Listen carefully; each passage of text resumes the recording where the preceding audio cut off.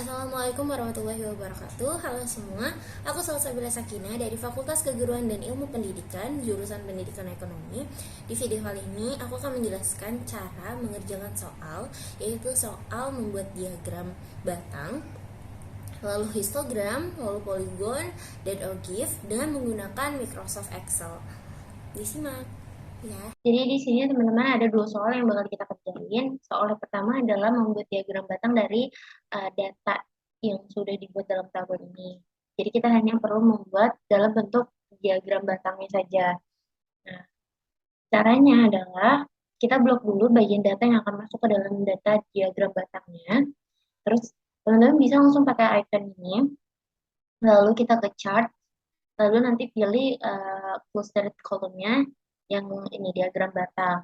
Ataupun kita blok, lalu kita ke insert, kita ke bagian chart juga. Nah, di sini banyak icon yang bisa kita pakai, mulai dari diagram batang, terus masih banyak lagi pokoknya. Tapi yang kita pakai ini diagram batangnya, lalu kita pilih. Nah, di sini langsung datanya itu langsung masuk secara otomatis teman-teman. Jadi nggak perlu pakai cara manual atau masukin angkanya satu-satu. Nah, ini agak rapi dan bisa dipahami oleh pembaca. Kita rubah dulu ya kata-katanya. Dari chart title ini kita rubah jadi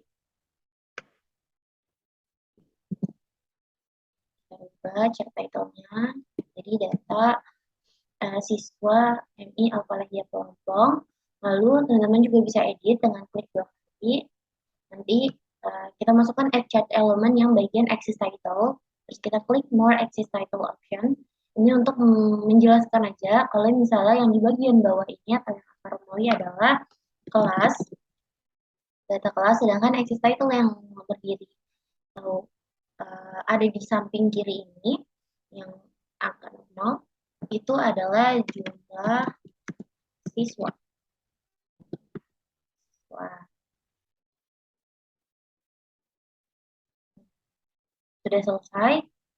Eh, dengan memberitahu sedikit informasi seperti ini mempermudah pembaca untuk memahami. Semudah itu untuk soal nomor satu, membuat diagram batang.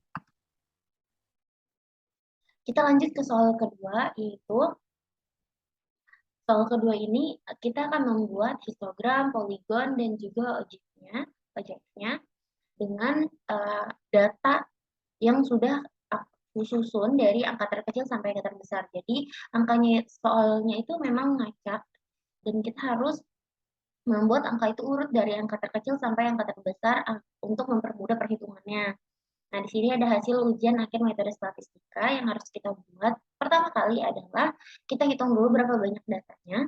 Nah, banyaknya data ini itu ada 60. Nah, kita kerjakan menggunakan rumus. Yang berapa kita kerjakan adalah range-nya. Rumusnya adalah max dikurang min, nilai terbesar dikurang nilai terkecil. Nilai terbesarnya 98 dikurang dengan nilai terkecil yaitu 10. Kita dapatkan hasilnya 88. Lalu kita lanjut dengan 1 ditambah 3,3 terus dikali log. Lognya ini n-nya banyaknya data 60. Nah, hasilnya 7. Nah, untuk mencari L-nya 88 hasilnya tadi dibagi dengan 7. Hasil ini 7 dan 13 sebenarnya adalah hasilnya koma, teman-teman. Tapi kita bulatkan atau dengan cara seperti ini. Ini kalau misalnya hasil tadi perhitungan itu sebenarnya 6,87 kita bulatkan ke atas jadi 7 untuk mempermudah perhitungan, begitu juga dengan yang 13. Nah, fungsinya nanti yang K ini adalah untuk banyaknya kolom yang akan kita pakai. Jadi banyaknya kolom yang kita pakai itu 7. Nah, kita buat kolom sampai 7. Nah, untuk L-nya itu adalah selisih intervalnya dari angka 10 nanti selisihnya 13 ke angka berapa. Gitu. Nah, cara perhitungannya ini adalah nilai ujian paling kecilnya itu terendah 10. Kita hitung angka 10 ini sampai 13, dia akan berhenti di mana. Tapi kita tetap hitung angka 10-nya. Jadi 10, 11, 12, 13, 14, 15, 16, 17, 18, 19, 20, 21, 22. Berhenti di angka 22. Berarti dia 10 sampai 22. Nah, untuk angka berikutnya itu dimulai dari angka 23 sampai dihitung lagi 13 juga, dan 23-nya itu kita hitung. Tadi yang sudah kita dihitung secara manual, angkanya berhenti di angka 100. Ini nggak apa-apa walaupun angka paling besar di sini 98. Nggak apa-apa kalau misalnya lebih yang nggak itu nanti kurang. Kalau kurang nanti datanya harus nambah lagi. Nah, untuk frekuensinya itu berapa banyak data yang ada di angka 10 sampai 22. Kenapa frekuensinya kita hitung? Oke, ini salah. Kenapa frekuensinya kita hitung ada dua? Karena kita ingin menyatukan bentuk poligon dan histogram dalam satu tempat gitu. Jadi kita butuh frekuensinya dua, tapi nanti perhitungan frekuensinya sama. Jadi nanti tinggal kita copy paste aja. Kalaupun nanti mau poligon atau histogramnya kita pisah pun bisa. Jadi nanti kita buat dua tabel lagi. Kita frekuensinya dua. Nah, 10 sampai 22 ini kita lihat. 10 sampai 22 ini berarti ada di angka 10 sampai 17 karena sampingnya sudah 23. Sudah tidak masuk dalam angka nilai ujiannya. Berarti dari angka 10 sampai 22 banyaknya data berjumlah 3. Nah, kita lanjut lagi. 23 sampai 35 itu ada berapa? Cari tahu tuh mengkoreksi apakah benar frekuensinya ini dengan cara menjumlah. Kalau misalnya nilai frekuensinya sama dengan nilai banyaknya data, maka dianggap frekuensinya sudah benar. Nah, ini kan frekuensinya 60, banyaknya data 60 berarti sama ya. Nah, kita copy, kita paste ke frekuensi 60. Nah, TB ini adalah tepi bawah. Tepi bawah ini kita pakai angka yang sebelah kiri, sedangkan TA atau tepi atas kita pakai angka yang di sebelah kanan. Tepi bawahnya 10. Cara mencari tepi bawah itu adalah dengan dikurang 0,5, sedangkan mencari tepi atas itu dengan cara ditambah 0,5. Nah, di sini tinggal tulis aja. Kalau misalnya 10 dikurang 0,5 berarti kan 9,5.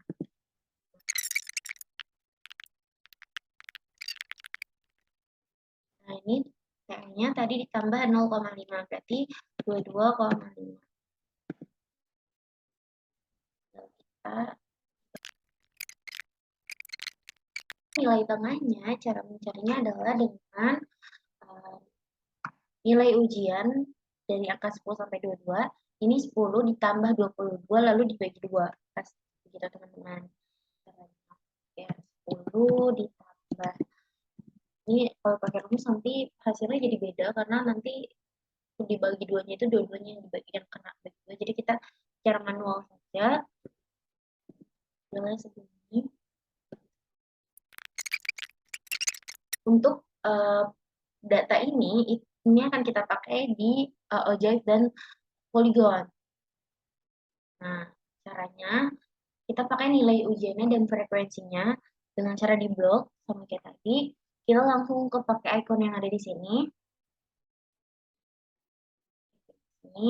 Lalu kita tambahkan charge, terus kita masukkan poster kolom.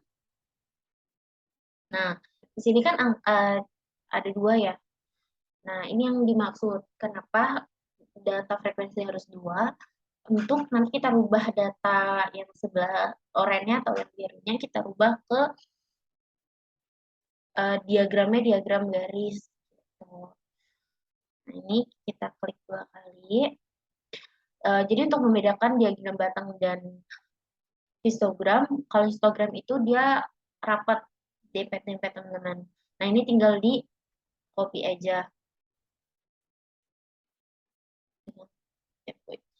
Oh, ini enggak semuanya ya. Kita klik kanan, terus format plot area.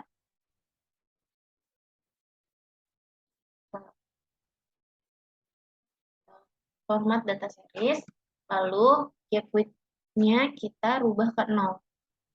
Ini juga kita rubah ke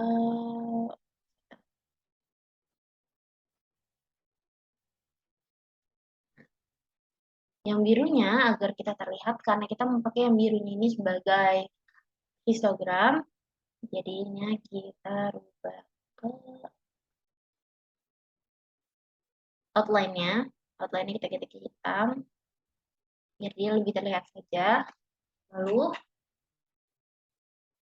untuk ininya, kita pilih ke change chart type yang ini.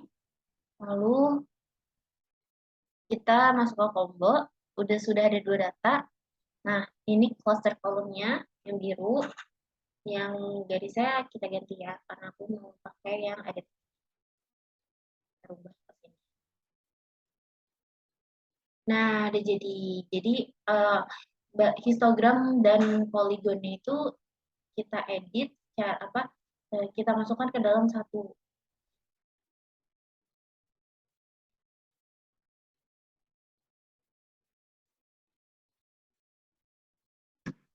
Itu bisa kita rubah ke bagian right. Nah, dia ada di samping. Nah, lalu kita edit, klik 2 kali.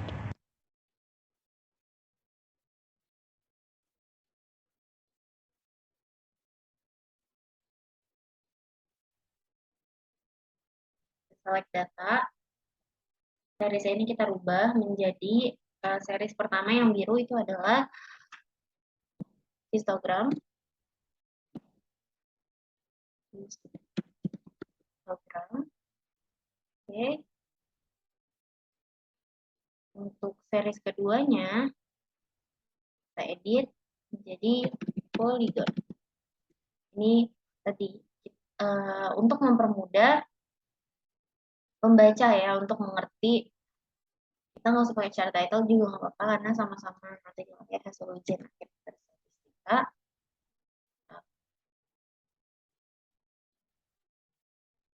Ini udah. Nah, terus ini tadi untuk mempermudah kita tambahin add charge elemen, lalu kita tambahkan access title ke more access title. Dan kita tambahkan, kita kasih tahu kalau misalnya angka di bawah ini adalah nilai ujian. Lalu untuk access title yang di sini, ini adalah nilai frekuensinya.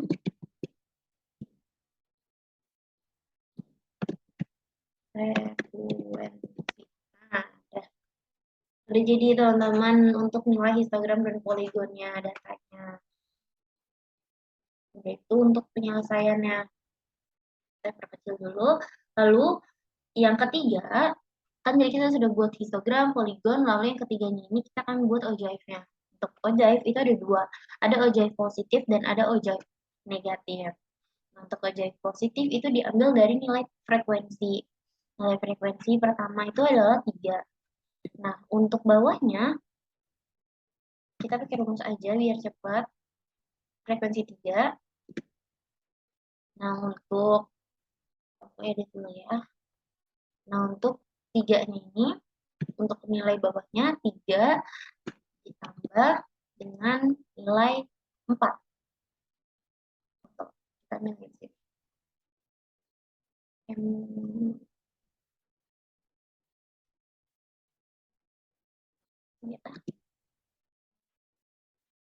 Nah, jadi nanti tinggal kita tambahin aja ke bawahnya.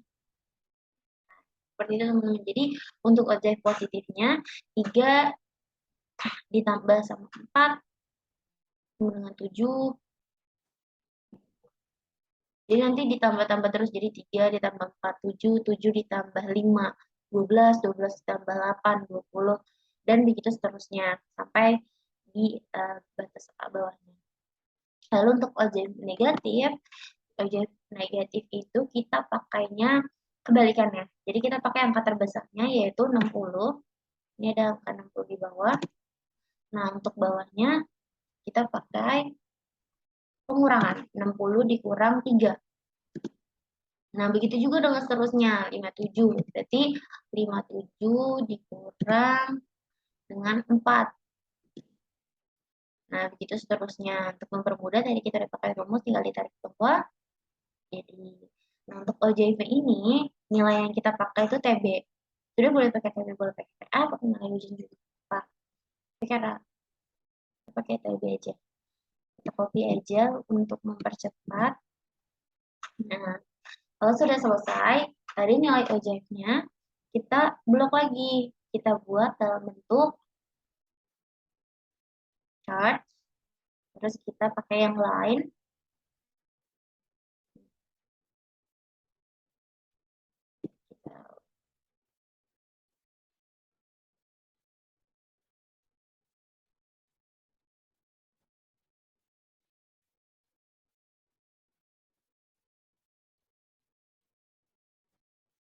udah ini. Jadi chart title kita hapus saja. Ini sama-sama data ya. Kita edit dulu. Ini chart type-nya. So, aku mau ganti jadi cluster-nya sama-sama kayak ini. Jadi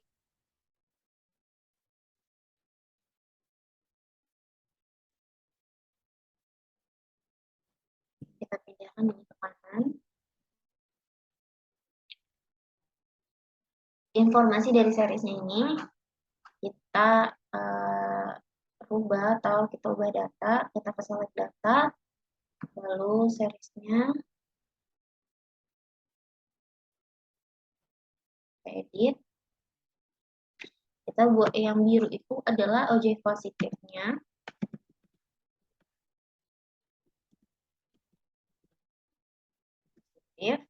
Sedangkan yang series bawahnya, series keduanya itu disebut sebagai objek negatifnya.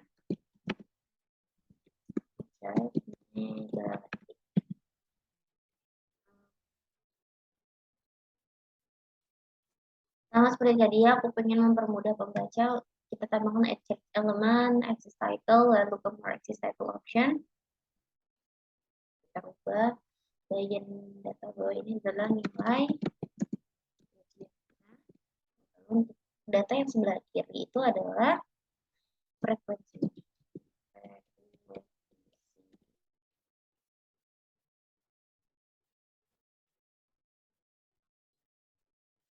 Ini bukan frekuensinya ya, tapi nilai objeknya.